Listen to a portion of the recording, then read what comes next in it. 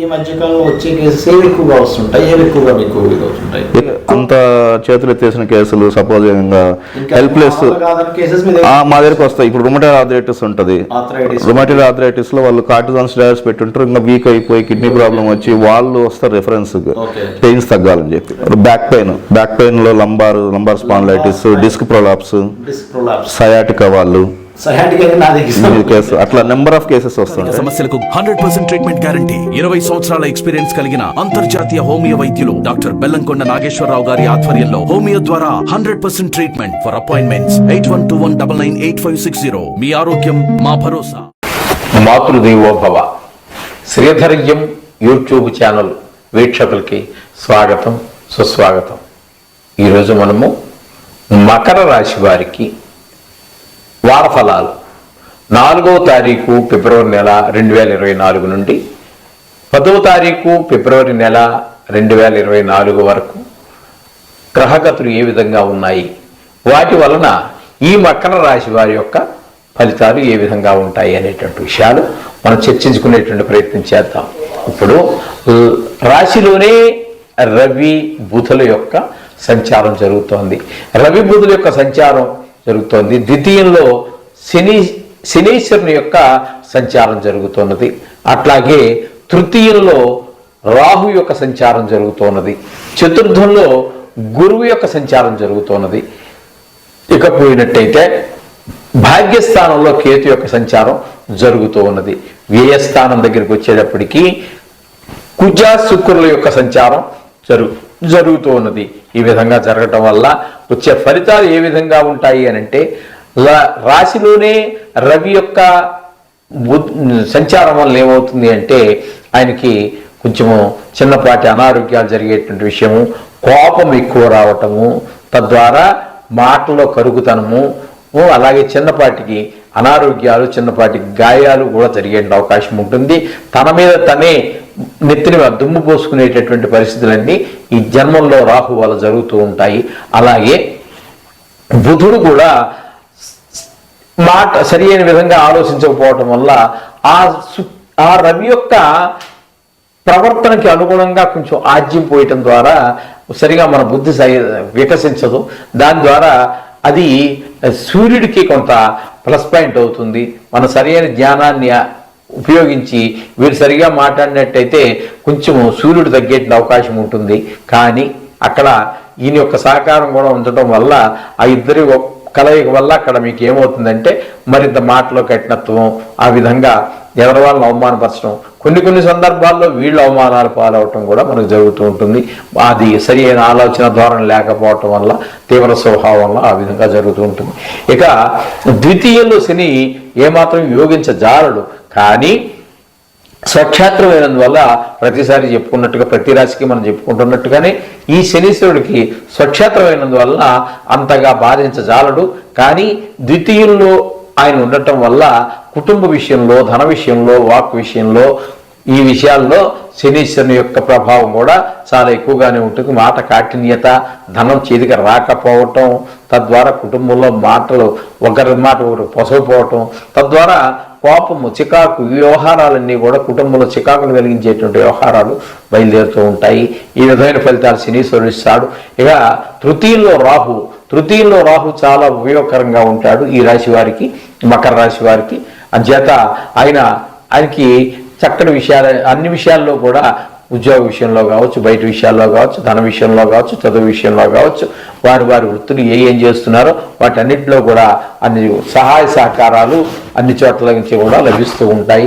ఆ విధంగా రాహు యొక్క ప్రభావం ఈ మకర రాశి జాతకులకి కనిపిస్తూ ఉంటుంది.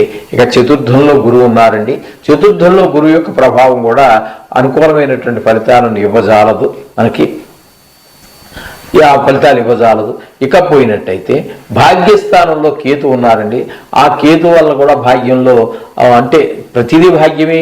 ఒక చదువు రావటం భాగ్యం, ఉద్యోగంలో చక్కగా ఉద్యోగాన్ని నవ్వుతూ రావటం ఉద్యోగం, ఎవరి చేత అవమానాలు పొందకుండా ఇంటికి రావడం భాగ్యం, క్షేమంగా ఇంటికి చేరడం భాగ్యం, పిల్లల చదువు ప్రతి భాగ్యమేనండి. ఆ భాగ్యం దగ్గరికి వచ్చేటప్పటికి ఆయన కొన్ని ఆటంకాలు కలిగించేటటువంటి అవకాశం ఉంటుంది. మనకు సహకరించకపోవటం, అంత జరుగుతూ ఉంటుంది. అంచేత ఏదో అవమానం అయిపోతామని వేరే కంగారు పడక్కర్లేదండి. ఆ సహకారం ఆ విషయాల యొక్క అభివృద్ధి విషయంలో కొంచెం సహాయ సహకారాలు మనకి ఆ కేతువు ద్వారా లభించజాలవు. ఇకపోతే వ్యయస్థానంలో కుజ శుక్రుల యొక్క సంయోగంతో ఉన్నారు వాళ్ళిద్దరును. ఆ కుజ శుక్రుల యొక్క సంయోగం ద్వారా కుజుడు వ్యయంలో ఉండటం అనేటటువంటి దాని ద్వారా మనకి ఏమాత్రం ప్రయోజనం లేదండి. కాకపోతే శుక్రుడు వ్యయంలో ఉన్నప్పటికీ గోచార రీత్యా 12లో ఉన్నప్పటికీ ఒక 2 రోజులు మాత్రం ఉంటారు. తదుపరి శుక్రుడు మకరంలోనే ప్రవేశిస్తున్నారు. అక్కడికి వెళ్ళినప్పుడు కూడా శుక్రుడు మనకి యోగకారకుడు అవుతున్నారు. అనేక విషయాల్లో సుఖ సంతోషాల విషయంలో కావచ్చు, ఏ స్థానంలో ఉండటం ద్వారా కొంచెము అవి జన్మంలో ఉండటం కూడా ఆ 2 విషయాల్లో కూడా చక్కటి సుఫలితాలు ఇస్తూ ఉంటారు. మనసుకు ఆనందం, ఆహ్లాదం, శరీరానికి ఆరోగ్యం, ఆనందం, ఆహ్లాదం అన్నీ కలగజేస్తూ ఉంటారు. అందుచేత శుక్రుడు కూడా మనకి 2 స్థానాల్లో సంచరించినప్పటికీ ఈ వారం రోజుల్లో మనకు సుఫలితాలే ఇస్తూ ఉంటారు. ఈ విధంగా మనం ఈ రాశి ఫలితాలని ఈ వారం చెప్పుకోవచ్చు. చేత ఇక్కడ ఏమైనప్పటికీ కూడా 2 గ్రహాలు రాహు శుక్రులు మాత్రమే వీరికి అనుకూలంగా ఉన్నారు. మిగతా వారు కొంచెం ప్రతికూలంగా ఉన్నారు. అయినప్పటికీ ఏమి కంగారు పడక్కర్లేదండి. దీనికి అతిశయోక్తులు ఏమి లేవు, ఉన్నట్టే చెప్పుకుంటున్నాము. దానికి పరిష్కారాలు కూడా వారం రోజులు కళ్ళు మూచి తెరిచే లోపల వారం అయిపోతుంది. కంగారు పడక్కర్లేదు. అయినా కూడా ఈ వారంలో ఏదో జరగకుండా ఉండాలి అనుకుంటే మాత్రం మనం ఖచ్చితంగా ఆ నవగ్రహ ఆరాధన, అది శ్లోకాలు కావచ్చు, వేదమంత్రం కావచ్చు, బీజాక్షరాలు కావచ్చు, దేనికి ఏదైతే అది మీ భక్తికి తగినటువంటిది, మీ విజ్ఞానానికి తగినటువంటిది ఏదో ఎంచుకుని మీరే చేస్తూ ఉండండి. ఇంటి దగ్గర కావచ్చు, గుళ్ళో వీళ్ళు కావచ్చు, ఆ విధంగా చేసుకున్నట్టయితే మీకు అన్ని శుభాలు జరుగుతాయి. శుభం భూయాత్. శ్రీధర్యం యూట్యూబ్ ఛానల్ వీక్షకులందరికీ కూడా స్వాగతం, సుస్వాగతం. ఈ రోజున మనం 4/2 అంటే ఫిబ్రవరి 2024 నుండి 10వ తారీఖు 2వ నెల ఫిబ్రవరి 2024 వరకు వార ఫలితాలు, మేషరాశి వారికి వార ఫలితాలు ఎలా ఉన్నాయి, గోచారం ఎట్లా ఉంది, ఆ గోచారం వల్ల వచ్చేటటువంటి ఫలితం ఏంటి, ఆ ఫలితాల వల్ల మనం ఏ విధమైనటువంటి జాగ్రత్తలు తీసుకోవాలి, ఏ విషయాల్లో అప్రమత్తంగా ఉండాలి, ఏ విషయాల్లో కొంచెం అటు ఇటు ఉన్నప్పటికీ పర్వాలేదు అనేటటువంటి విషయాన్ని మనం తెలుసుకోకపోతున్నాము. కేవలం గోచారం మాత్రమే ఇది. జాతకాలతో అనుసంధానం చేసుకోండి. మీకు చక్కటి ఫలితాలన్నీ కూడా మీకు తెలిసి వస్తాయి, కలిసి వస్తాయి. దాని ప్రకారంగా మొత్తం అప్పుడు మనం పూర్తి పరిష్కారాలు చేసుకోవడానికి అవకాశం ఉంటుంది. ఇప్పుడు మేషరాశి వారికి జన్మంలో అంటే రాశిలోనే గురువు ఉన్నారు. అట్లాగే షష్టమంలో కేతు యొక్క గ్రహ సంచారం జరుగుతున్నదండి. అట్లాగే భాగ్యస్థానంలో కుజ సంచారం జరుగుతోంది. అయితే ఈ కుజుడు 6వ తారీఖు వరకు మాత్రమే మనకి ఇక్కడ భాగ్యంలో సంచారం జరుగుతున్నది. అంటే ఇక్కడ ధనుసు రాశిలో సంచారం జరుగుతున్నది. తదుపరి ఆయన మకరంలోనికి ప్రవేశిస్తారు. అప్పటి నుంచి కొంచెం ఫలితాలు మారేటటువంటివి అవకాశం ఉన్నది. అంటే 9 అంటే మనం చెప్పుకునేదే 10వ తారీఖు వరకు. కాబట్టి 9వ తారీఖు 10వ తారీఖు 2 రోజులు మాత్రం ఆయన మకరంలో సంచారం జరుగుతూ ఉంటుంది. అయినప్పటికీ కూడా పెద్ద తేడా ఏమీ కనబడదండి. కుజుళ్ళు 9 భాగ్యంలోనూ శుభ ఫలితాలను ఇవ్వజాలడు. అట్లాగే 10లో సంచారం కూడా మనకి సుఫలితాలను ఇవ్వరు. దాని గురించి కూడా పెద్దగా పట్టించుకోవాల్సిన పని లేదు. ఇకపోతే ఈ భాగ్యంలోనే మనకి శుక్రుని యొక్క సంచారం కూడా జరుగుతోందండి. శుక్రుని యొక్క సంచారము మనకి అది కూడా మనకి అంతగా ఫలితాలను ఇవ్వజాలదండి. శుక్రుడు సంచారం కూడా గోచారంలో సుఫలితాలు ఇవ్వజాలదు. దశమంలో రవి బుధ 2 గ్రహాల యొక్క సంచారం జరుగుతున్నది. ఇకపోతే ఏకాదశంలో శని స్వక్షేత్రంలో సంచారం జరుగుతోంది. అది మాత్రం చాలా ఏకాదశి అనే ఒక శుభపరిణామం అయితే స్వక్షేత్రం అనేటటువంటిది మరొక శుభపరిణామం. అంచేత చాలా చక్కటి ఫలితాన్ని ఇస్తుంది. ఇక రవి దశమంలో సంచారం చేస్తున్నాడని చెప్పుకున్నాం కదా, రవి గురించి మనం చెప్పుకోలేదు. రవి కూడా మనకి దశమంలో మంచి శుభ ఫలితాలు ఇస్తారు. అట్లాగే ఇకపోతే వ్యయస్థానంలో రాహు సంచారం జరుగుతోందండి. వ్యయస్థానంలో రాహు సంచారం అంత శుభ ఫలితాలను ఇవ్వజాలదు. అందుచేత మనకి ఇప్పుడు ముఖ్యంగా ఈ రాశి వారికి మనం తీసుకున్నట్టయితే బుధుడు, కేతువు, రవి, శని ఈ 4 గ్రహాలు మనకి అనుకూలమైనటువంటి ఫలితాలు ఇస్తూ ఉన్నాయి ఈ వారం రోజుల్లో. తర్వాత ఇక అశుభంగా గురువు, శుక్రుడు, కుజుడు, రాహు ఇవి అశుభ ఫలితాలు ఇస్తున్నాయి. చంద్రుడి గురించి మనం చెప్పుకునేది ఏం లేదు, ఎందుకంటే ఆయన 2.5 రోజులకే మారిపోతూ ఉంటారు కాబట్టి. అందుచేత మనకి 4 గ్రహాలు అటున్నా 4 గ్రహాలు ఇటు ఉన్నాయి. మనకి చెప్పుకోవాలి అంటే మనకి మంచి ఫలితాలనే ఇవ్వడానికి సమర్థతగా ఉన్నది. గోచార ప్రకారంగా గ్రహాల యొక్క సంచారం మనకి సుఫలితాలను ఇవ్వడానికి అవకాశం ఉన్నది. అయితే ఒక్కొక్క గ్రహం గురించి విడిగా మనం చెప్పుకోవాలంటే, ఒకటిలో గురువు వల్ల మనకి కొంచెము అనారోగ్యం చేసేటటువంటివి వ్యవహారము, కొంచెము మానసికంగా కొంచెం సరి అయినటువంటి నిలకడలేనటువంటి విధానము కనిపిస్తూ ఉంటుంది. ఇక 9లో 6లో మనకి కేతు యొక్క సంచారం జరుగుతోందండి. అది చాలా శుభపరిణామాలు ఇస్తూ ఉంటుంది మనకి. అంటే అప్పుల విషయంలో కానివ్వండి, రుణం విషయాల్లో కానివ్వండి, ఇటువంటి విషయాలన్నింటిలో కూడా రోగాలు, ఇటువంటి విషయాలన్నింటిలో ఆయన రోగాలు రాకుండా కాపాడుతాడు. రుణాలు ఏమైనా మనం చేయదలుచుకుంటే ఆ రుణాలు పోతాయి. ఒకవేళ మీరు ఇచ్చినటువంటి రుణాలు ఏమైనా ఉన్నట్టయితే మనకి తిరిగి వాపసు వస్తాయి. ఇటువంటి ఆరోగ్య సమస్య కూడా కొంచెం కేతు వల్ల మనకి చక్కటి పరిణామాలు ఉంటాయి. చక్కగానే మనకి ఆరోగ్య విషయంలో ఆయన చాలా సహకారం అందజేస్తూ ఉంటారు. అలాగే భాగ్యంలో కుజుడు చెప్పుకున్నాం కదండి, 6వ తారీఖు వరకు మాత్రం అక్కడ సంచారం చేస్తున్నారు. తదుపరి భాగ్యం దశముల్లోకి వస్తున్నారు. ఆయన ఆ దశముల్లోకి వచ్చిన వల్ల కానీ ఏమి ప్రయోజనం లేదండి. 9లో ఏ విధమైనటువంటి మనకి ఏ విధంగా సహకరించజాలరో అదేవిధంగా దశమంలో కూడా మనకి సహకరించజాలరండి. ఆయన 9లో ఉన్నా దశమంలో ఉన్నా కూడా మనకి ఏ విధమైనటువంటి శుభ పరిణామాలు ఆయన వల్ల మనకి కలగవు దశమంలో. కాబట్టి వృత్తి ఉద్యోగాల్లో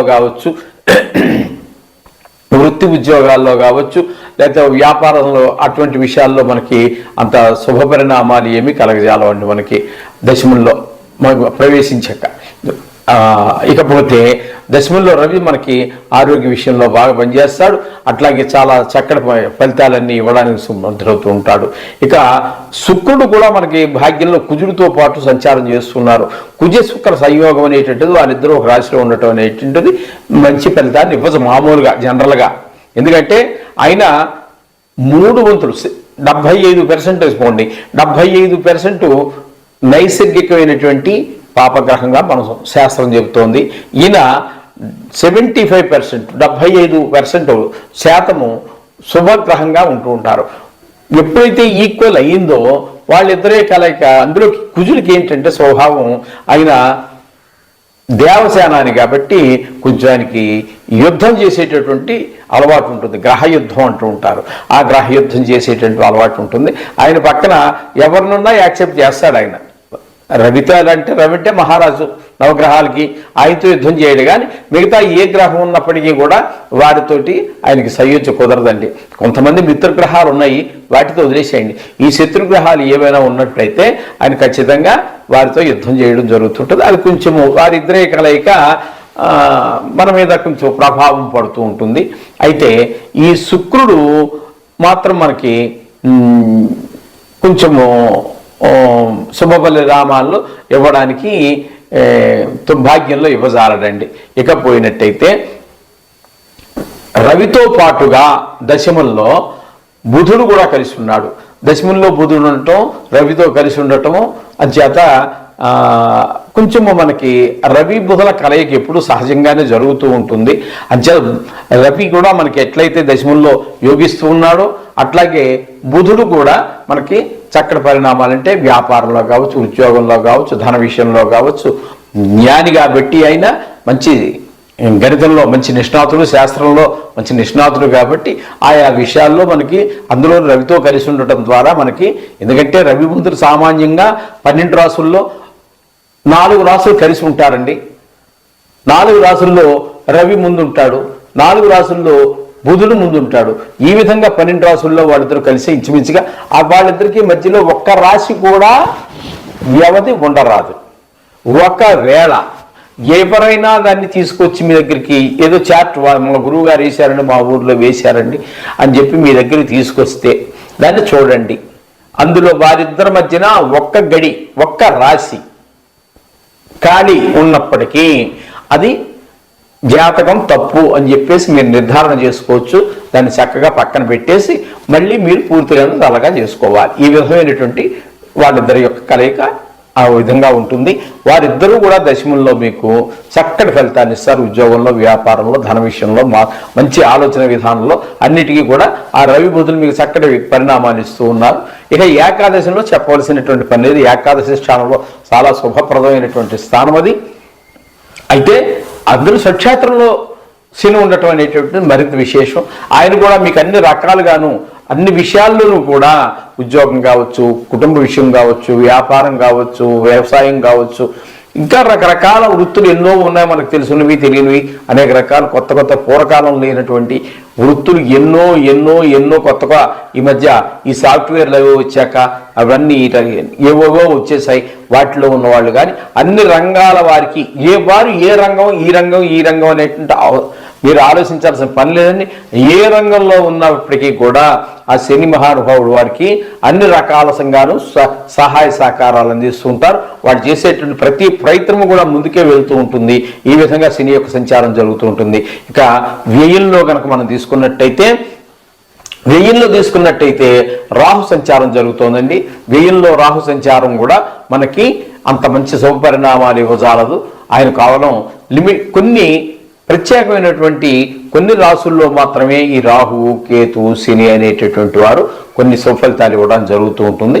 ఆ విధంగా రాహు కూడా వ్యయంలో సంచారం ఉంది, మనకు శుభఫలితాన్ని ఇవ్వదు. వచ్చేటటువంటి ధనం ఖర్చు కానివ్వండి, లేకపోతే మన ఆలోచన ధోరణిలో కానివ్వండి, లేకపోతే చిన్ని వ్యవహారాలు ఉంటాయి కదా, వ్యాపారతో వ్యవహారంలో వీటి విషయాల్లో కానివ్వండి మనకి ఏ విధమైన తోడ్పాటు ఆయన అందించజాలరండి. ఈ విధంగా ఈ 9 గ్రహాల యొక్క సంచారము ఆయా రాసులను బట్టి మనం సశాస్త్రీయంగానే చెప్పుకోవడం జరుగుతుంది. ఇది చక్కగా చూడండి. అయితే వీటికి మనకు సహకరించేటటువంటి గ్రహాలకి కానీ సహకరించినటువంటి గ్రహాలకు కానీ అన్నిటికీ పనికొచ్చేటటువంటి రెమెడీ ఏమిటి అంటే ప్రతిరోజు ఈ నవగ్రహ జపం, నవగ్రహాల యొక్క శ్లోకాలు చదువుకోండి. వేదమంత్రాలు వస్తే వేదమంత్రాలు చదువుకోండి. లేకపోతే బీజాక్షర మంత్రాలు ఉంటాయి. ఆ బీజాక్షర మంత్రాలు మీకు ఏమైనా తెలుసుంటే, లేదంటే కొంచెం ఈజీగా ఉంటాయి కాబట్టి, ఈజీ ఏముందిలేండి కొంచెం సులువే, కానీ అది కూడా కొంచెం కొన్ని అన్ని కూడా ద్విత్వాక్షరాలు, సంయుక్తాక్షరాలు ఎక్కువగా ఉంటూ ఉంటాయి. వాటిని ఖచ్చితంగా పలకగలిగితేనే పలకండి. లేకపోతే కొన్ని ఈ బీజాక్షరాలు మిగతా వాటికంటే స్పీడ్గా పనిచేసినప్పటికీ మనం ఏమాత్రం తప్పుగా పలికినప్పటికీ కొంచెము వ్యతిరేక ఫలితాలు ఇచ్చేట అవకాశం ఉంటుంది. అందుచేత ఖచ్చితంగా దీన్ని మనం ఉన్నట్టు పలకగలము అనుకుంటేనే బీజాక్షరాల దగ్గరికి వెళ్ళండి. లేదంటే దాన్ని వదిలిపెట్టి మామూలు మన శ్లోకం ఉంది కదండి, ఆ శ్లోకాలు చదువుకోండి. అలాగే మీ ఇష్టదైవాన్ని ప్రార్థించుకోండి. ఈ విధంగా జరిగినట్టయితే అంతా మీకు శుభమే జరుగుతుంది. దీని గురించి భయపడక్కర్లేదు. జాతకంతో పాటు అనుసంధానం చేసుకోండి. శుభం భూయాత్.